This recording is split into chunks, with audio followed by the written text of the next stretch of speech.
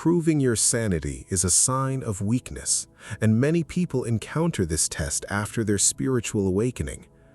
A spiritual awakening is not just about love, light, and positive energy.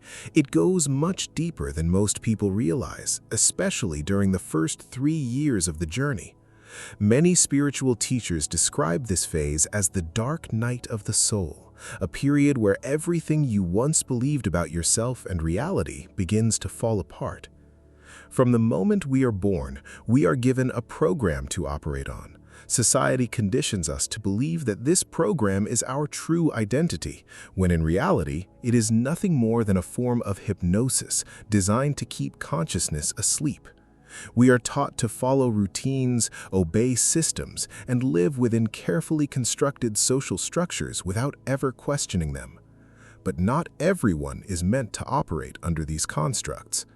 Some people begin to awaken from this programming. They start seeing beyond the limitations that society has accepted as normal.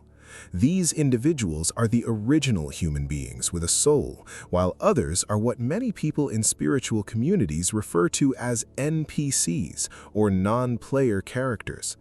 According to this perspective, these beings are projections of the simulation, whose greatest purpose is to keep humanity distracted and spiritually asleep, preventing us from remembering who we truly are beyond the body and the mind. This is how the system keeps humanity trapped inside the simulation. According to this viewpoint, we remain caught in the cycle of reincarnation, living the same experience over and over again without any conscious memory of our previous lives. We are constantly reborn, yet every lifetime begins with amnesia, forcing us to start from the beginning once again. Many people believe this reality exists so that souls can grow, evolve, and learn valuable lessons. But if every incarnation begins with forgetting everything that came before, then an important question arises.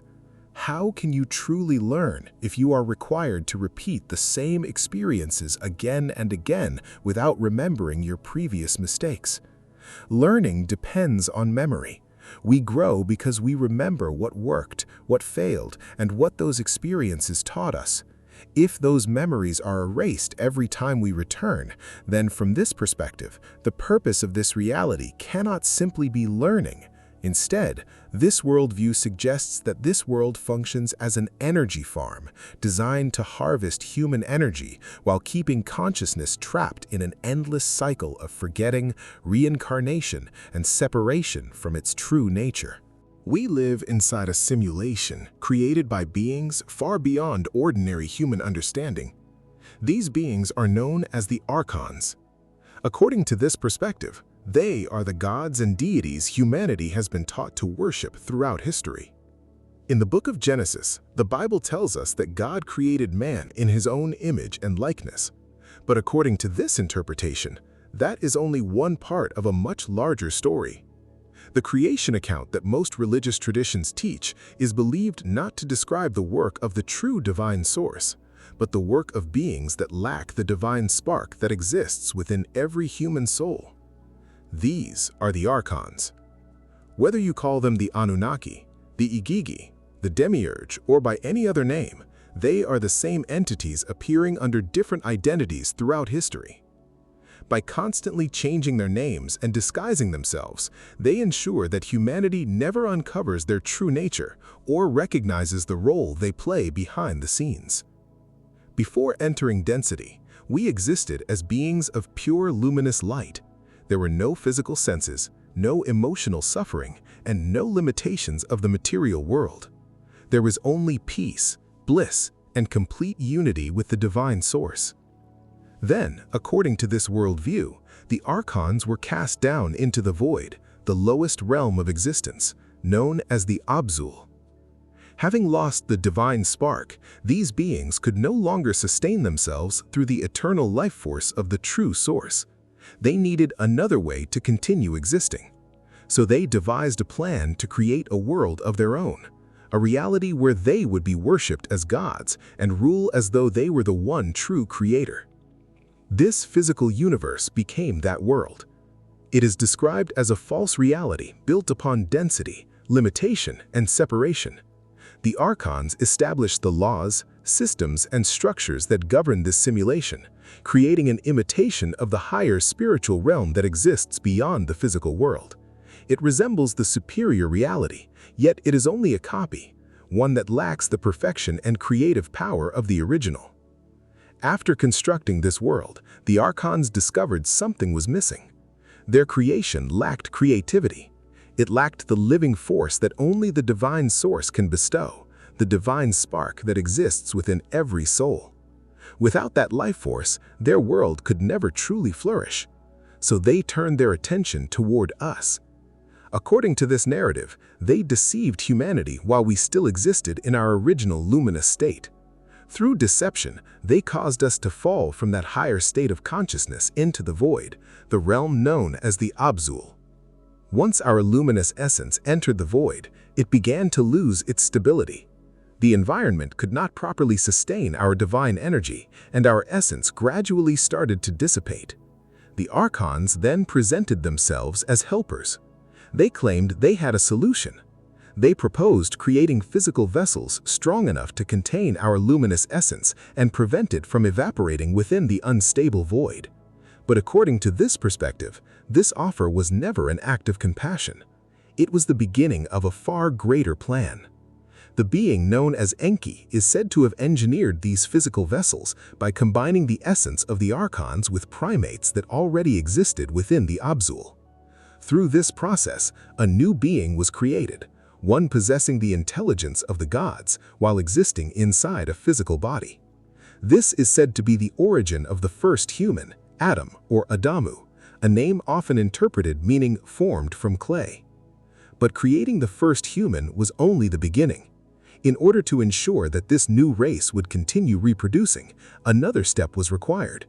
According to this interpretation, the Archons created polarity by dividing one into two, forming the negative pair that allowed physical reproduction to begin.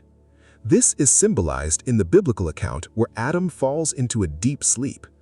Interestingly, the Bible never explicitly describes Adam awakening from that sleep. From this perspective, that deep sleep represents humanity's descent into unconsciousness. It symbolizes the moment human beings lost their awareness of their true divine nature and became trapped in a state of forgetfulness, identifying only with the physical body while forgetting the eternal consciousness within. According to this worldview, this was the true purpose behind creating physical vessels for our luminous essence. It was never simply to preserve us. It was to keep us anchored inside the simulation they had built, a reality designed to contain our consciousness while allowing the Archons to feed upon the divine spark that exists within humanity. As long as humanity remains asleep to its true nature, these beings continue to rule as gods over the world they created. From this perspective, the Archons are driven by endless greed and an insatiable desire for power, seeking to maintain control over humanity at any cost, while preventing people from remembering who they are beyond the body, the mind, and the illusion of the material world. This is why the system keeps humanity trapped in an endless cycle of reincarnation, living the same experiences over and over again. According to this perspective, the cycle exists so that we continue feeding the very battery that sustains this reality. This world is an energy farm. Think about it. Why would your memories be erased after death? Why, every time you are reborn, do you begin life with no conscious recollection of your previous incarnations? According to this worldview, it is because we were never placed here simply to learn. The moment you begin to awaken spiritually, you start seeing all of this for yourself. The illusions become harder to ignore. The lies, the deception, and the countless distractions woven into the system slowly begin to lose their power over you. As your awareness expands, you begin to change. The things that once excited you no longer hold the same appeal. You can no longer enjoy the same habits, consume the same foods, or spend time in the same environments the way you once did. Even your relationships with friends and family begin to shift because your entire perception of reality has transformed. It is often at this point that society begins to label you as mentally unstable. According to this perspective, these labels are not necessarily intended to hurt you personally, but they become another way of keeping you trapped in distraction, self-doubt, and constant self-criticism. Rather than trusting your own inner experience, you are encouraged to question your sanity and return to the familiar patterns of the system. This is why, according to this belief, many people experience what they interpret as schizophrenia or other overwhelming psychological experiences after their spiritual awakening and the opening of the third eye. From this viewpoint, this is not the end of the journey. It is the test. In fact, it is believed to be the final test before reaching enlightenment or complete acceptance. It is during this stage that the personality ego begins to dissolve, allowing what is described as the spiritual ego, your original state before humanity's fall from grace, to emerge once again. To move through this stage, you must cultivate an unshakable sense of self-love. You must fully accept yourself, even if other people see you as mentally unstable. Accept their perception without allowing it to define you. It is not that you are mentally insane. According to this perspective, what has changed is their perception of you. They recognize that something within you is different because you no longer resonate with the lower frequencies of this world. The moment you release the need to prove your sanity or convince others that your experiences are real, something extraordinary begins to happen. A deep inner bliss begins to emerge, a freedom unlike anything you have ever experienced. You become impossible to define by society's labels because you no longer identify with the limited identity you once believed yourself to be. You become no one. And in becoming no one, you discover the freedom to become everything. This, according to this worldview, is what true freedom feels like.